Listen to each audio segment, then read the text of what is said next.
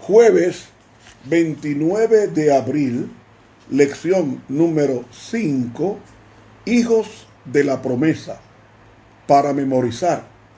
He aquí yo estoy con vosotros todos los días hasta el fin del mundo. Mateo 28:20. Señor, ante tu presencia estamos solamente para que tú engrandezcas tu nombre a través de las obras de tu pueblo al mundo entero. Amén. Para hoy jueves, engrandeceré tu nombre. ¿Cuál fue la promesa que le hizo Dios a Abraham? Y haré de ti una nación grande, y te bendeciré y engrandeceré tu nombre, y serás bendición. Génesis 12:2. Ayer hablábamos sobre las ventajas materiales gozadas por Israel, las cuales tenían el propósito de llamar la atención de los paganos para que sirviera de atractivo natural e inquiriera en ellos el deseo de prosperar, así como el pueblo de Dios estaba en prosperidad. Los embajadores gentiles que fueran a conocer el pueblo de Dios, sus costumbres y sus adoraciones y alabanzas al Señor, cuando regresaran a sus países, dirían lo que dice Zacarías 8: vamos a implorar el favor de Jehová y a buscar a Jehová. Nación tras nación se habría reunido e ido con ellos, y finalmente la casa de Dios establecida en Jerusalén habría llegado a llamarse casa de oración, no para los judíos nada más, sino para todas las naciones, como dice Isaías 56. Y en medida de que este pueblo fuera irradiando su belleza a las demás naciones, muchos pueblos y naciones fuertes buscarían a Jehová en Jerusalén, implorando su bendición, su prosperidad. Y las puertas de Jerusalén habrían estado siempre abiertas para recibir las riquezas entregadas a Israel, para ayudar a convertir a otras naciones, así como también a otros pueblos. Finalmente, todas las naciones habrían llamado a Jerusalén trono de Jehová, y habrían venido no para andar más tras la dureza de su propio corazón, perverso y malo, sino que todos se volverían de la idolatría al culto del verdadero Dios, y habrían de unirse con el pueblo escogido. Y a medida que aumentara el número de los israelitas, estos habrían de ensanchar sus fronteras hasta que su reino abarcara el mundo entero, como lo explica en el libro Palabras de Vida del Gran Maestro, en las páginas 232, 233. Y de este modo, Israel, descendiente de Abraham, habría de florecer, echar renuevos y llenar de fruto la faz de la tierra. Y estas promesas de prosperidad y éxito debían haber hallado su cumplimiento en gran medida durante los siglos que siguieron al regreso de los israelitas de las tierras de su cautiverio, porque Dios quería que toda la tierra fuese preparada para la primera venida de Cristo, así como hoy se está preparando el terreno para su segunda venida. Ahora bien, a pesar del fracaso final de Israel, cuando Cristo nació, se había extendido por todas partes un conocimiento, si bien limitado, del verdadero Dios y de la esperanza mesiánica. Ahora, si la nación hubiese sido fiel a su cometido y valorado bien el excelso destino que Dios le había reservado, toda la tierra hubiera esperado la venida del Mesías con anhelo intenso. El Mesías habría venido, muerto, resucitado. Jerusalén se hubiera convertido en una gran metrópoli misionera. La tierra se habría iluminado con la luz de la verdad para efectuar así una última y espectacular exhortación a los que aún no habían aceptado la invitación de la misericordia de Dios. Y la invitación de Dios a las naciones habría sido lo que dice Isaías 45:22: mirad a mí y sed salvos todos los términos de la tierra. En el libro El deseado de todas las gentes, en la página 529, hay un parrafito que reza así: si Jerusalén hubiese conocido lo que era su privilegio conocer y hecho caso de la luz que el cielo le había enviado, podría haberse destacado en la gloria de la prosperidad como reina de los reinos, como poderosa metrópoli de la tierra. He leído El deseado de todas las gentes en la página 529 y parte de la 530. Y como noble vid habría llenado de fruto la faz de la tierra.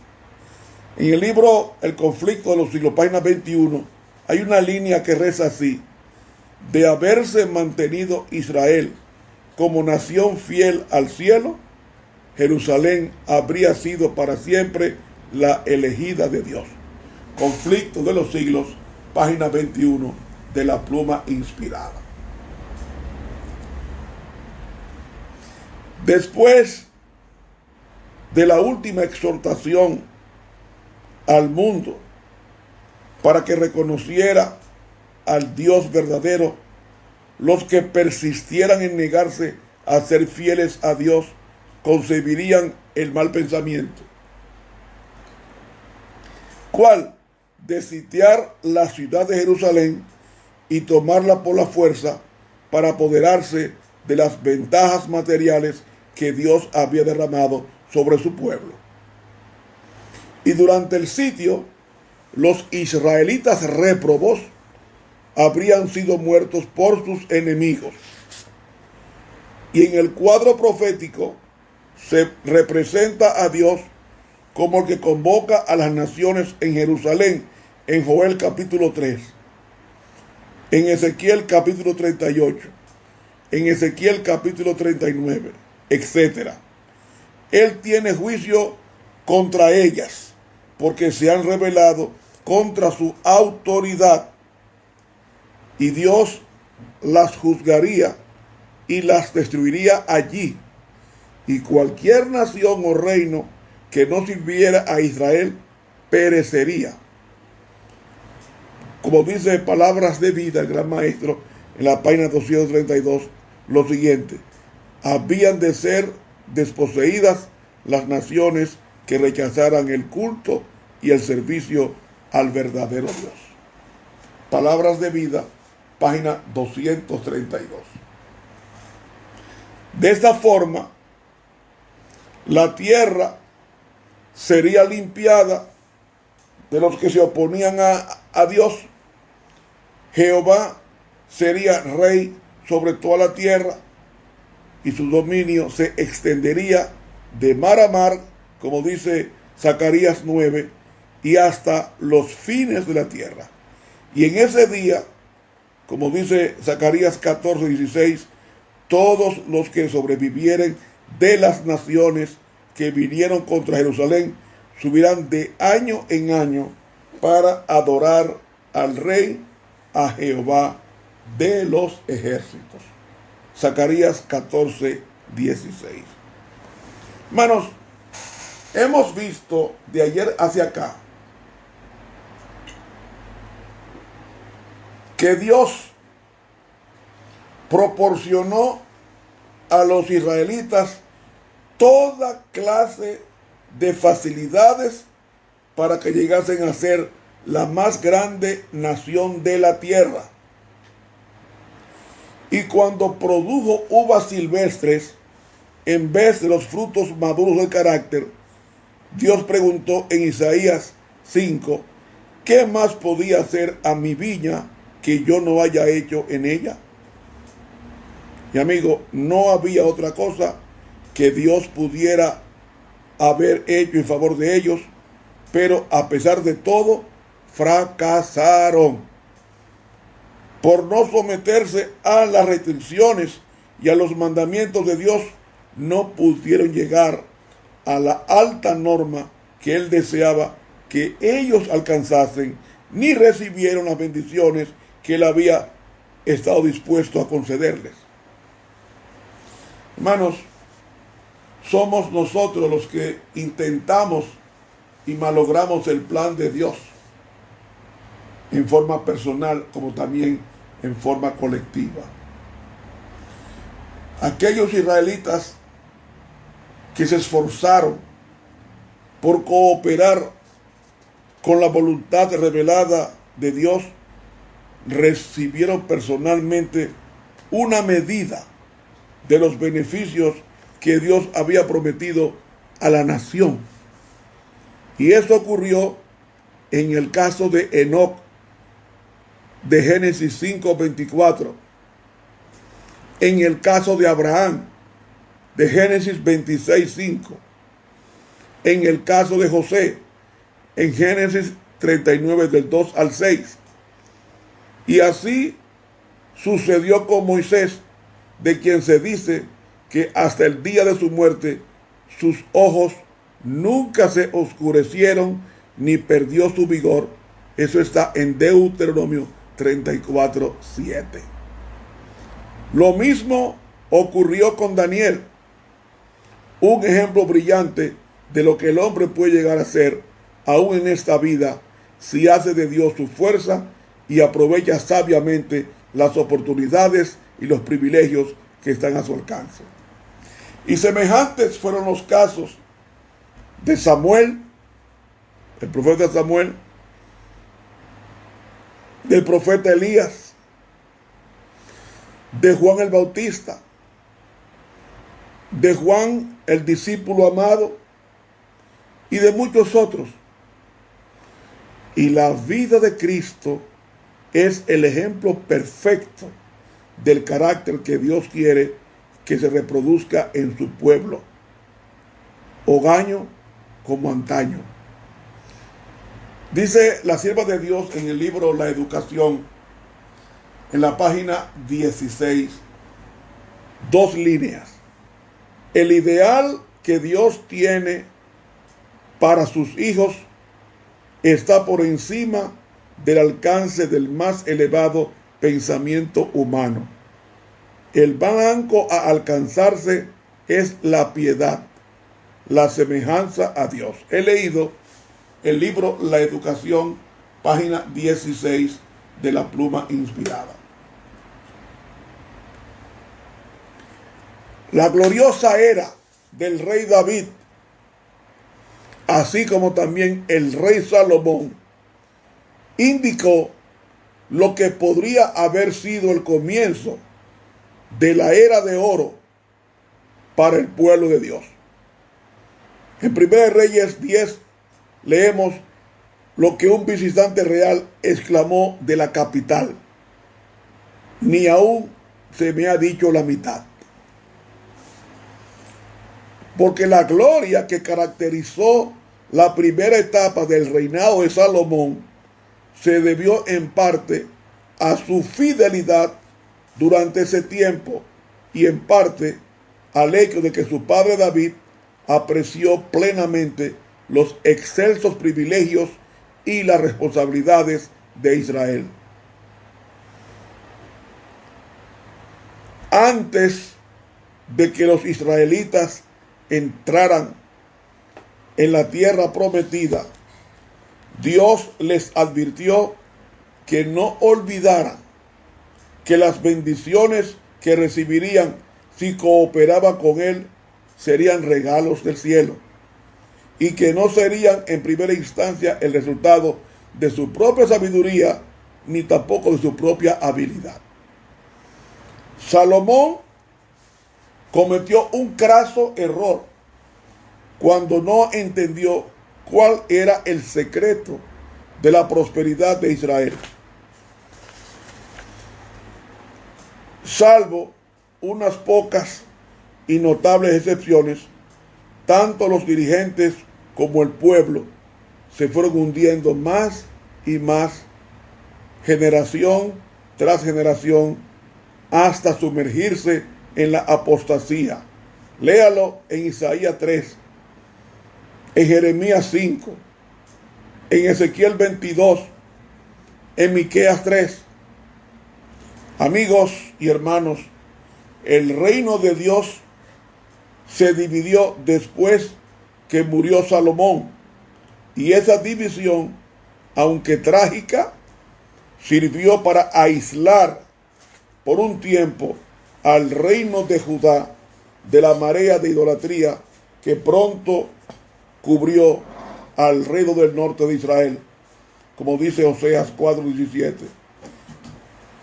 A pesar de los osados y celosos esfuerzos de profetas como Elías, Eliseo, Amós, Oseas, el reino del norte se deterioró en forma rápida y finalmente fue llevado al cautiverio asirio en el año 722 a.C.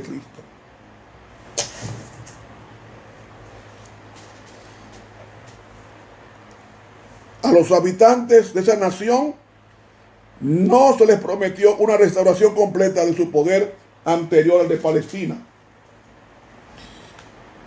Y si Judá, que era el reino del sur, hubiese permanecido fiel a Dios, su cautiverio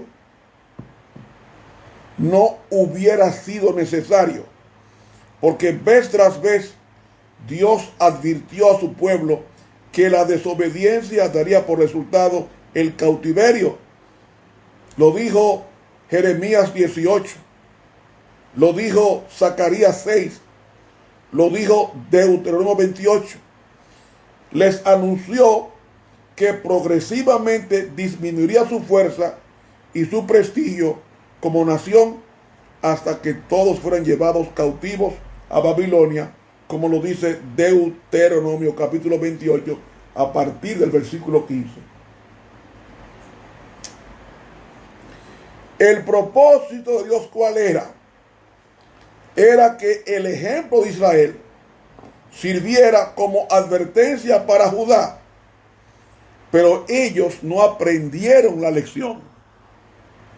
Y poco más de un siglo, es decir, 116 años después del cautiverio asirio, su apostasía fue completa. Y el reino del sur fue destruido, según Ezequiel 21, y sus habitantes arrancados de la tierra que había sido de ellos solo en virtud de los alcances del pacto. Aprenderían en la adversidad, en el cautiverio en Babilonia, las lecciones que no habían asimilado durante los años de prosperidad. También impartirían a los paganos babilonios un conocimiento del verdadero Dios. Y mis amigos, Dios no abandonó a su pueblo ni aún durante el cautiverio. Quiso renovar su pacto con él en Zacarías 1, en Ezequiel 36, en Jeremías 31, etcétera, incluyendo las bendiciones respectivas. Todo lo que se había prometido aún podría cumplirse si tan solo le amaban y le servían. Y conforme a su magnánimo propósito, las promesas del pacto habrían de cumplirse. Como dice en el libro Profetas y Reyes, en la página 519, que reza así: en gran medida, durante los siglos que siguieron al regreso de los israelitas de las tierras de su cautiverio, Dios quería que toda la tierra fuese preparada para la primera venida de Cristo, así como hoy se está preparando el terreno para su segunda venida. He leído Profetas y Reyes, página 519. Hermanos, es importante observar que todas las promesas del Antiguo Testamento que anticipaban el tiempo de la restauración de los judíos fueron dadas antes de su regreso del cautiverio. Isaías 10, del 24 al 34, Isaías 14, del 1 al 7, Isaías 27, del 12 al 13, Isaías 61, del 4 al 10, Ezequiel 34, del 11 al 15, Jeremías 16, 14, 16, etcétera, etcétera. Reconoció y así comprendió Daniel estas promesas y reconoció que el cautiverio confirmaba la maldición que había caído sobre ellos por su desobediencia y que por eso Jerusalén estaría desolada.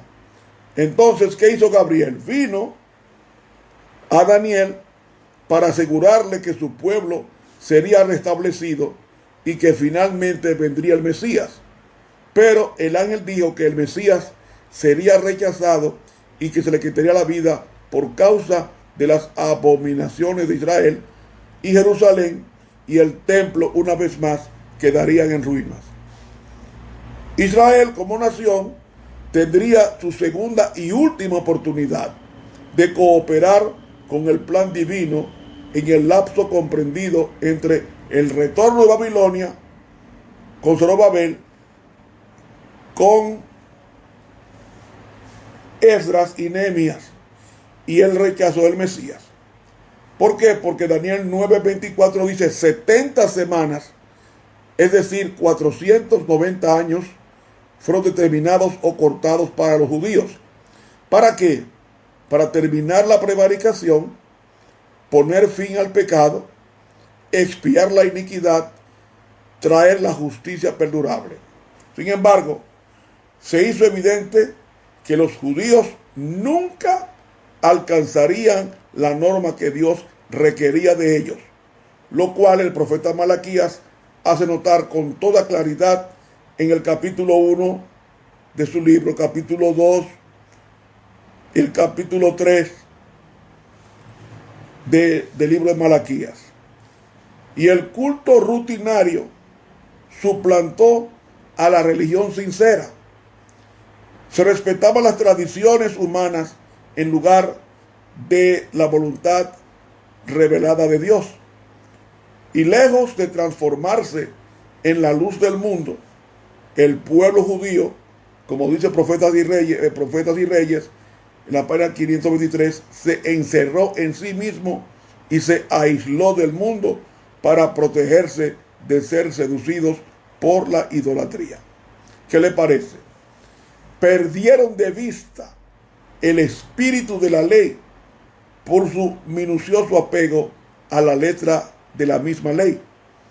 Entonces olvidaron que Dios aborrece la multiplicación de las formas externas de la religión.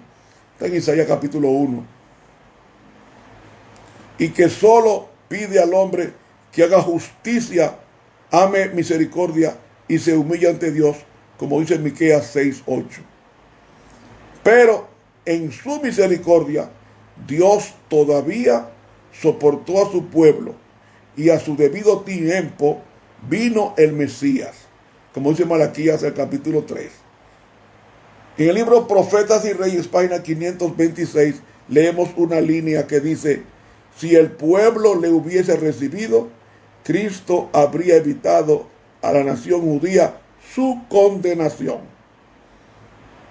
Aún en el último momento. Ahora, cuando terminó el periodo de gracia de los 490 años, la nación judía, ¿cómo estaba? Obstinada e impenitente, y por eso perdió su papel de privilegio como representante de Dios en la tierra. Cosa que pasaría con su iglesia espiritual en el mundo entero. Hermanos y amigos, las profecías clásicas del Antiguo Testamento son condicionales. Como el pueblo de Dios no cumplió con las condiciones del pacto, entonces fueron rechazados en el año 34, al concluir las 70 semanas de gracia, con el apedreamiento de Esteban, específicamente un otoño, y ahí entonces el evangelio pasa a los gentiles, que forman la iglesia extendida en el mundo entero. Hermanos, por eso es que la lección de hoy nos dice: engrandeceré tu nombre. Eso era una profecía condicional con Israel. Como Israel no cumplió, entonces lo va a cumplir con el Israel espiritual que somos tú y yo. Hermano, que Dios nos bendiga. Te habló el profesor Ramón Romero.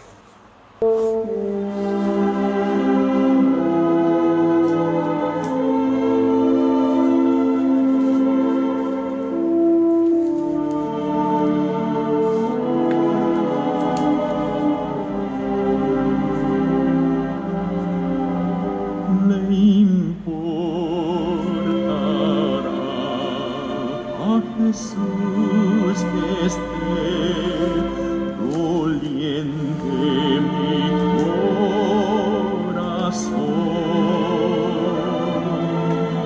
sin senda oscura de aflicción puede darme consolación.